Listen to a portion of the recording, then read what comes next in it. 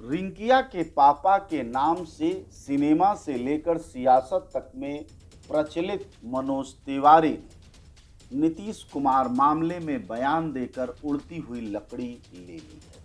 उड़ती लकड़ी लेने की आदत तो वैसे भाजपा सांसद मनोज तिवारी को पुरानी है, लेकिन इस बार उन्होंने लकड़ी नीतीश कुमार मामले में तब ली है जब नीतीश कुमार ने सदन में गर्भ निरोध अपनाने और जनसंख्या नियंत्रण को लेकर महिलाओं की भूमिका पर चर्चा को लेकर देश भर में उनकी आलोचना हो रही है कि इस तरह उन्हें गर्भ निरोध को लेकर या महिलाओं की जागरूकता को लेकर नहीं बोलना चाहिए।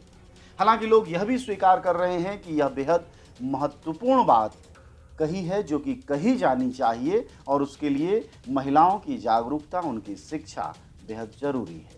खैर, लकड़ी लेने के आदी मनोज तिवारी ने लकड़ी लेते हुए कहा कि नीतीश कुमार रात को गंदी फिल्में देखकर सोते और जागते हैं। इस बात को उन्होंने विस्तार से कहा कि हमने साल 2004 में जब नीतीश जी का समर्थन किया, उसके बाद उनका प्रचार किया एक आर्टिस्ट के रूप में, कमर हिला हिला के उनको जिताया हमने, क्योंकि जंगल राज हटाना था। फिर भी जब वह भाजपा को छोड़कर चले गए तब भी हमने कुछ नहीं कहा, लेकिन अब जब सदन के फ्लोर पर वो ये ऐसी बातें कर रहे हैं तो उन्हें दे सुनकर ऐसा लगता है कि वह गंदी फिल्में यानी ब्लू फिल्में देखकर सो रहे हैं और जाग।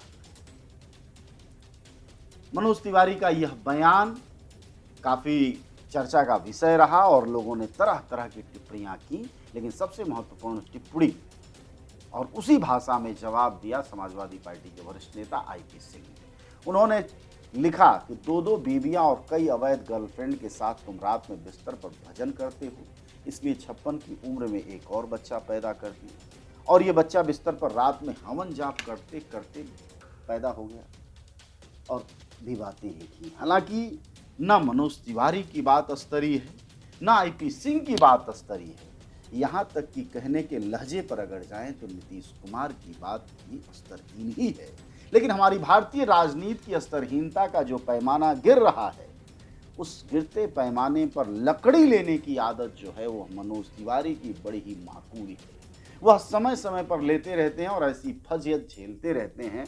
खैर, रिंकिया के पापा और कर भी क्या कर सकते हैं, जब हंस देली मार देली खींच के तमाचा, जब इतना वो सही सकते हैं तो ये टिप्पणियां भी वो सही लेते होंगे।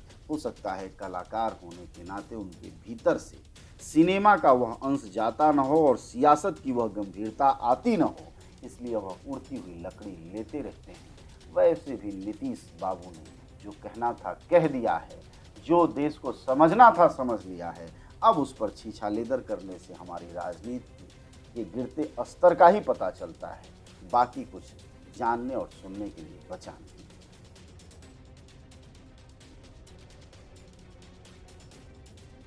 आप सब जानते हैं कि जनज्वार का खर्च आपके जनसहयोग की बदौलत चलता है। आप भी जनसहयोग में शामिल हों और आज़ाद और स्वतंत्र पत्रकारिता को बनाए रखने के हमारे इस महाअभियान में शामिल हों। हमें इंतजार रहेगा आपके सहयोग का, क्योंकि आपका सहयोग ही हमारी मजबूती का सबसे ताकतवर रास्ता है। धन्यवाद साथी।